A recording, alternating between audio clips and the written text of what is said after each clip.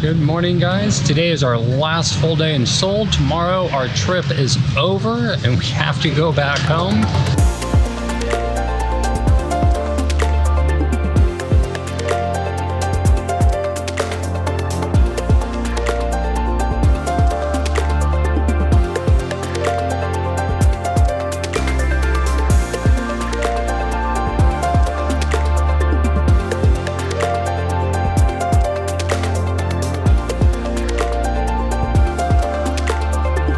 Today we're starting in Namsan Tower.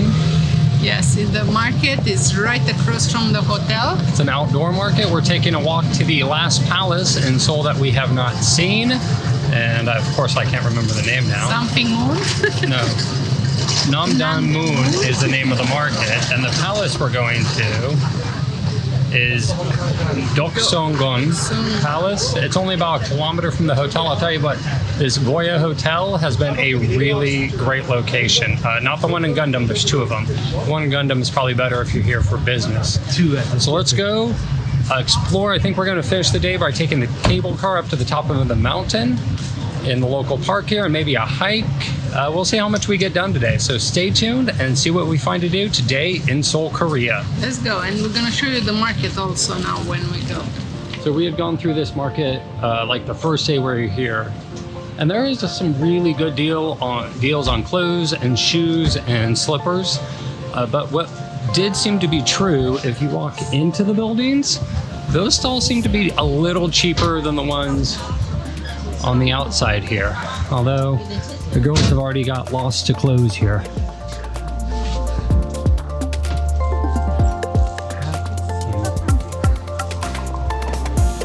Clothes and purses, trinkets. People are still setting up the stalls this morning.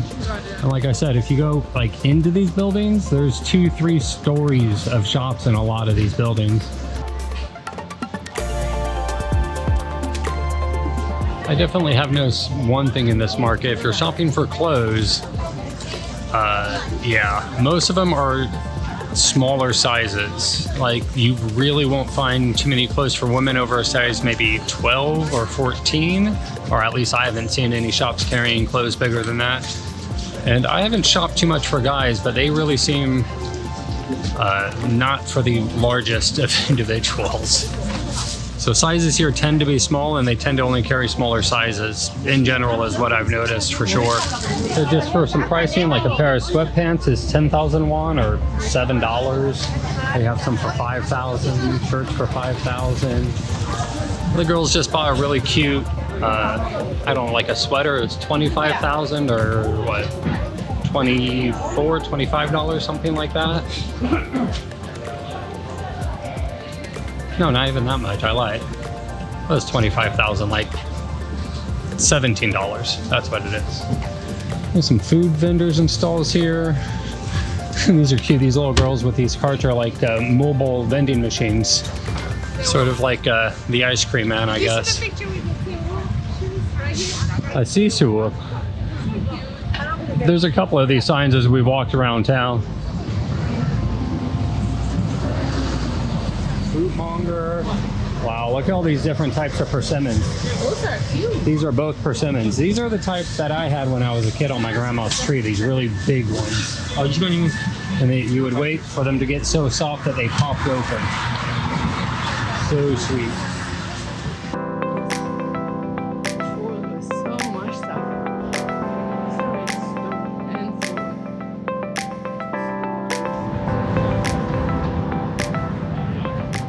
We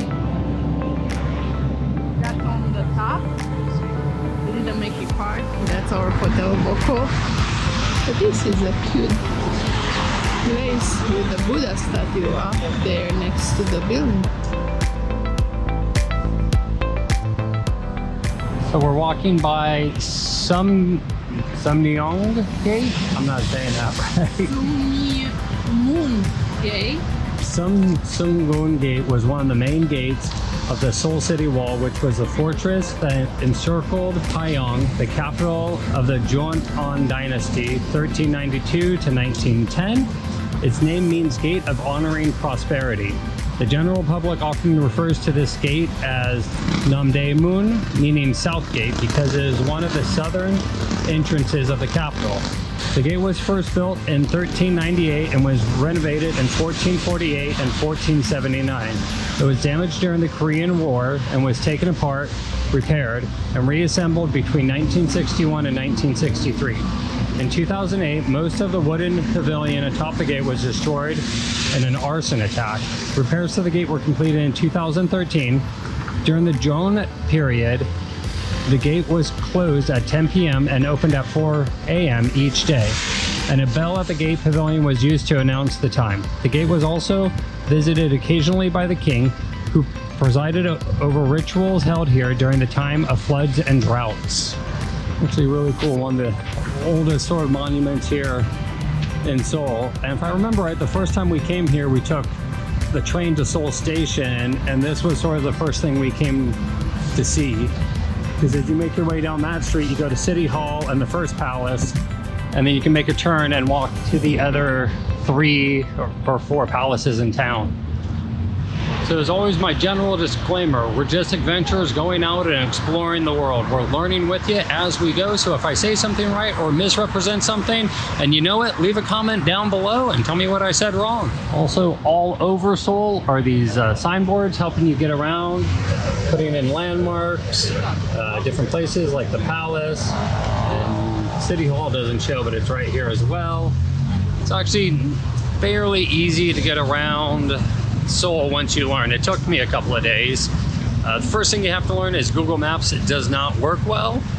You have to download Naver Maps, N-A-V-E-R, and then convince it you want to look at it in English, which sometimes is easy, sometimes not. I forgot how I found it. I think I used Google Chrome to translate it.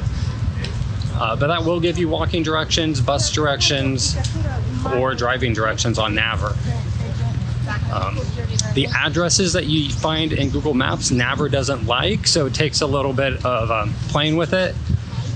Because I think everything in Naver is listed like biggest to smallest, like city, area, and then street, where everything in Google Maps is listed street, city, area, country, like that. So that can be a little bit difficult, but I got it working for me well enough. Uber also works here fairly well. We've had good luck just taking Ubers around town. They're not too bad. I mean, they feel fairly inexpensive because there's been 4 of us traveling together, so I don't think we've had many Ubers that were more than $10 US, maybe a little bit more, but not much. A really cool advertisement. I think this is like a bus stop. Strange.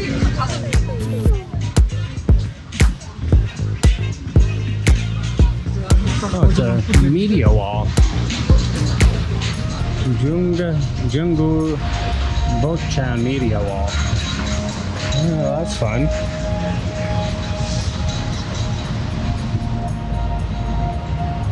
Once again, Olive Young, the girls I'm on the trip with, so tell me that is the best cosmetic store around. And we're almost down to City Hall here. All right, we made it down to the Seoul City Hall, only I think about 1 kilometer from where we started our walk this morning. And that's what I mean, like, Seoul is a really walkable city. Like, it seems like every quarter kilometer you find something new to look at or something new to check out, or a new shopping area or a new park or a palace or a old city gate or something to see or do, like every quarter kilometer to half kilometer. And like, we've started some walks that said an hour, and they were over with before you knew it because you just kept having things to look at and things to do. Some sort of market out here this morning in front of City Hall? Yeah, like a farmer's market going on here.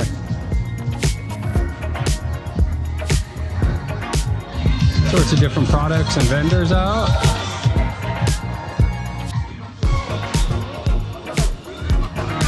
Interesting, very busy out here.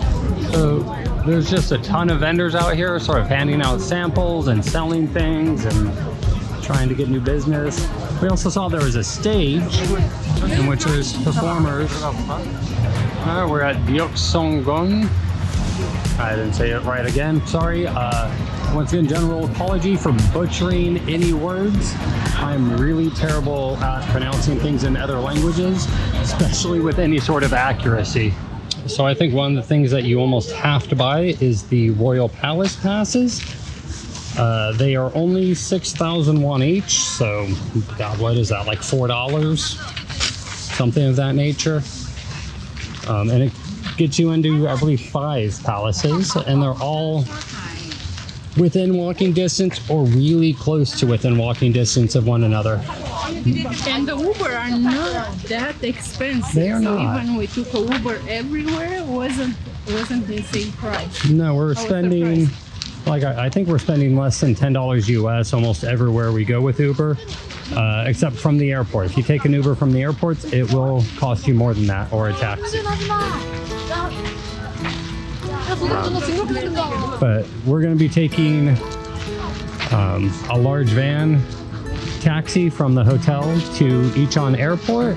Should take about an hour, and I don't know, my guess right now is it'll be about $40 US. But I guess I'll find out when we get to the airport tomorrow.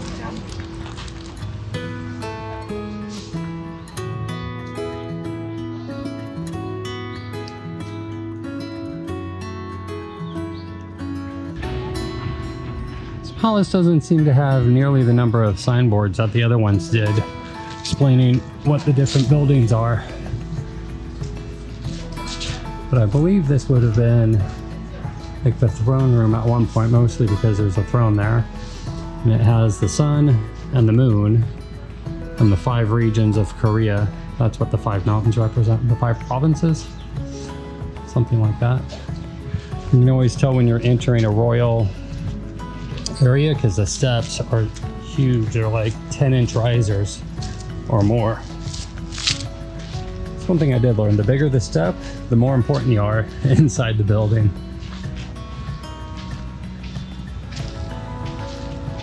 But yeah, maybe not as many like signboard street in this palace. Not on this palace, on the other palace they have the informations about it. Yeah. It's on that.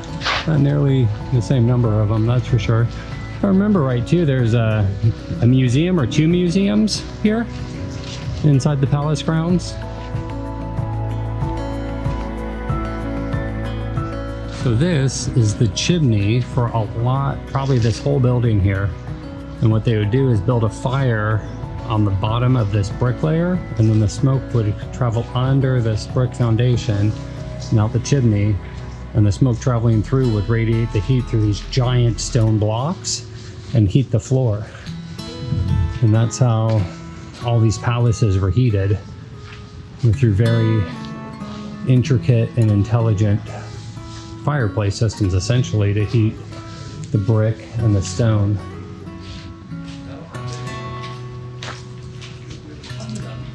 The chimneys will be off to the side. And this chimney actually might be for the higher building, I'm not sure.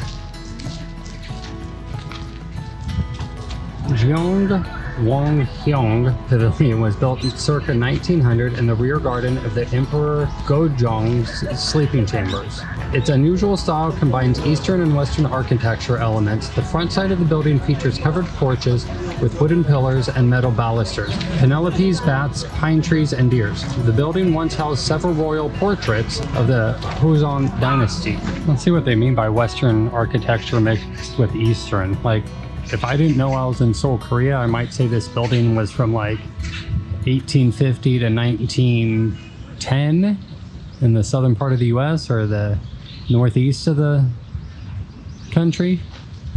But then you get to the artistic motifs, and there are things that are clearly Korean. Like they love the bats, deer, Penelopes. But this looks like, you know, a southern front sitting porch, right?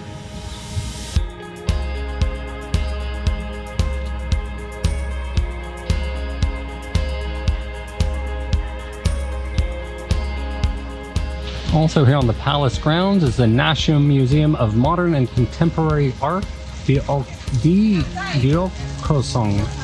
Maybe that's right. I'm not sure if it's open today. There's a rope across the front door. Maybe there's a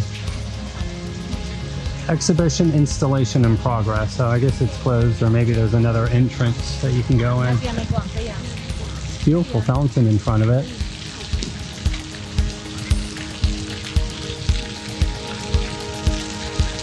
But I think last time we were here, the museum was also closed. So I'm not sure how often it's open, or maybe we're just not being lucky.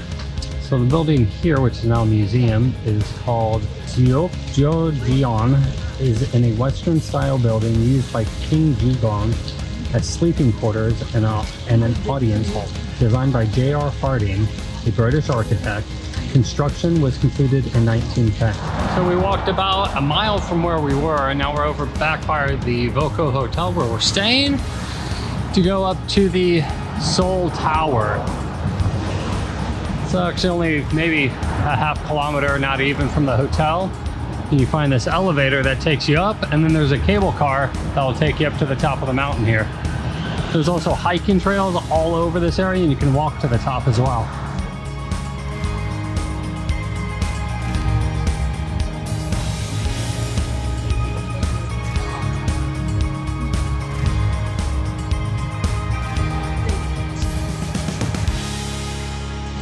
Well, we made it to the cable car now, up the elevator. I guess you could get dropped off by a taxi here. You can see the parking lot's completely full. Ticket office, and there it is, the cable car. We're taking up to the Seoul Tower.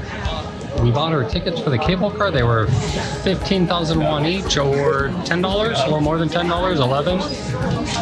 And there is quite a wait. The sign on the ticket office said 40 minutes, so we'll find out. Hey Danny, you like your ride? Whole family ride. Whole family ride.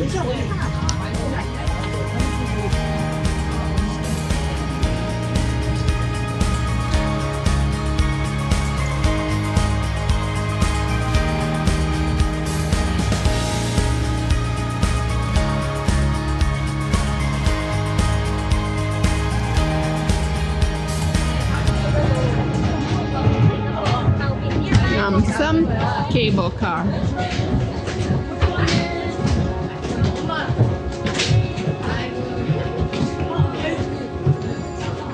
So here you can buy a love lock for 10,000 yuan and put them in one of those places, and your love is gonna be together forever. Until they cut it off at the end of the year.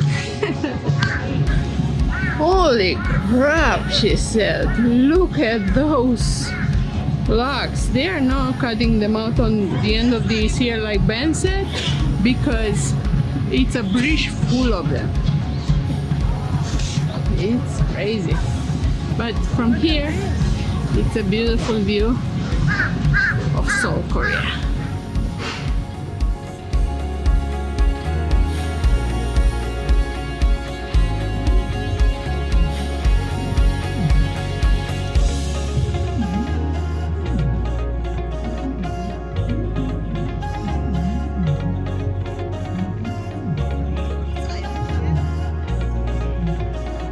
I've never seen an area with so many love locks. They are all over. Every single bit of railing's covered with them. It's more up there, full of it. You can probably count how much money this guy's made by selling locks. It's 10,000 a year for every lock. Yeah, it looks like there's 1 million of them here. I think it's more than that. Look at that. It goes down. You go all over the place. Wow, that's a lot. Look at that thing. Somebody brought their own.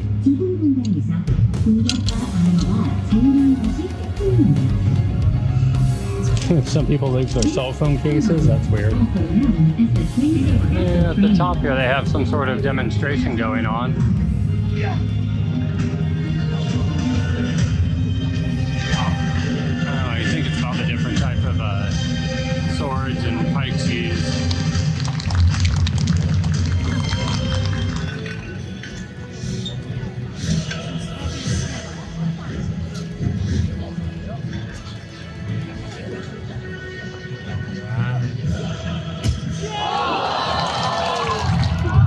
gonna go for the tower, maybe try to grab some lunch, maybe just a snack, but it looks like there's a nice patio. They must have some sort of food, at least a little snack. Right now they're letting the audience try to use the long spear. Stop the bamboo. Stick the bamboo. Here, we just have some convenience stores here. I guess you have to buy another ticket to go up the tower. Looks like it's $21,000, $15. So there's a lot of food options up here. Some coffee shops, some convenience stores. What did you find, Chris? Oh, a bulgogi wrap, huh? That sounds interesting. A bulgogi bowl. I guess that's this. It's over here, Chris. I think. We have Sam bowl, cream barbecue bowl. That sounds good. Looks like there's a bar over here. So we got lunch up here. We got a bulgogi bowl with some bulgogi beef, some rice, side of vegetable, some sort of seasoned egg or cured egg, I'm not sure. And then it came with a little, it says soy pepper mayo. This, you might want to put it over the salad or the beef. Oh, that's pretty good. The dressing's pretty good. And kimchi. And a little side of kimchi. Cheers. Cheers, babe. Alright, we're gonna dig in here. Oh, so these were $15,000 each or $11? Something like that, $12. So after lunch, we went over to the ticket booth to buy our tickets for the tower.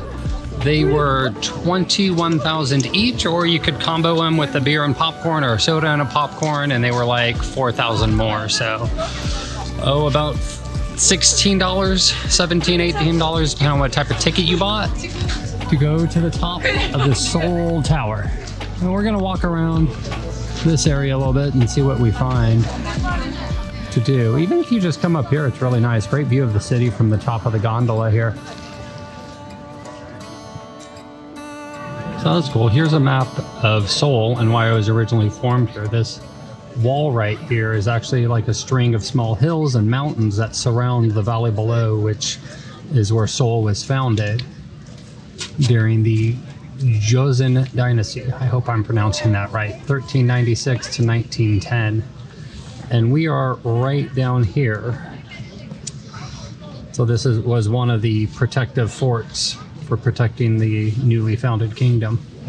Get the purple berries. That's what Danny said. Look at the view of the Seoul from the above. I wonder what's the green area over there. See in the center? It's like nothing is developed there, but I'm sure it is. It's a nice view. How do you like this place? It's a really cool view. You can really see how they built Seoul into this valley surrounded by mountains in every direction.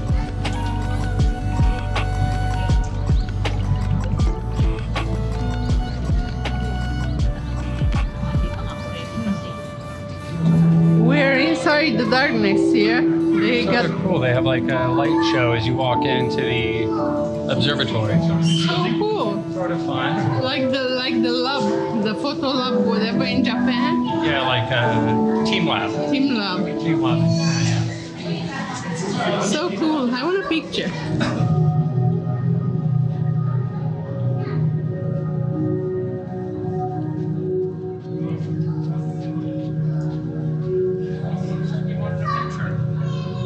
It's cool. Is that cool? There you go.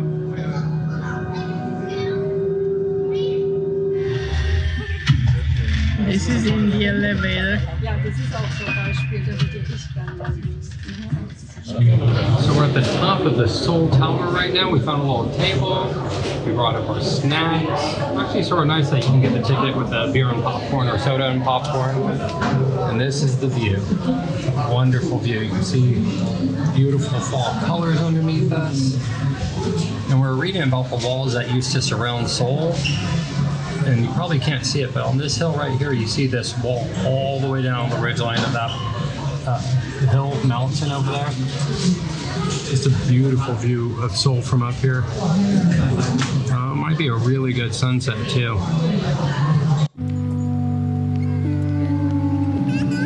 It's a beautiful from the tower up here. I'm not sure if you can see it on camera, but there's a beautiful giant rainbow coming down right here. Sort of looking out towards Gundam, the south side of Seoul. One of these bridges here is the Rainbow Bridge that they do the fireworks show off of. I believe it's this big one right in front of me here is the Rainbow Bridge. Beautiful view of Seoul from here. And I think that one big solo tower by itself is the Lotte Tower? Lotte Tower? It's also where there's like an amusement park over there. It looks like the Empire State Building in the camera. So we just visited the top of the Seoul Tower and came down to the, I guess the landing area, viewing platform, however you want to call it. And honestly, I think most of the views are just about as good from here as they are the top of the tower. Definitely better pictures of sunset. There's no outdoor areas on top of the tower, so all your pictures have to be through the window. No falling. He's danger. No fall. Don't fall over the old city walls.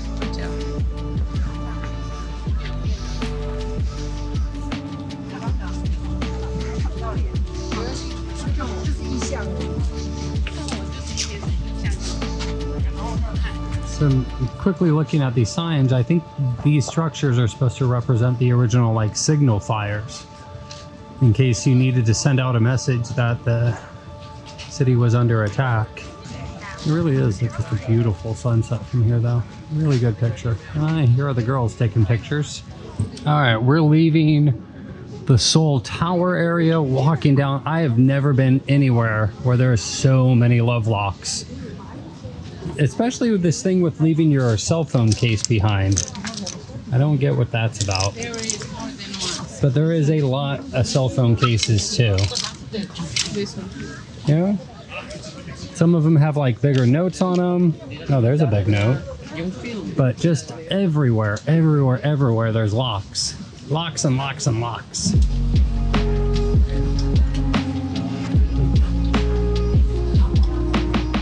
I finally found a map of the area that's in English.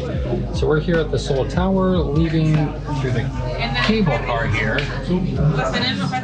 But you can see there is trails that go all the way around this road. But on one side there's a garden, outdoor garden, and a pond. There's all sorts of things to do. You probably could spend all day just in this area of Namsan. Namsan.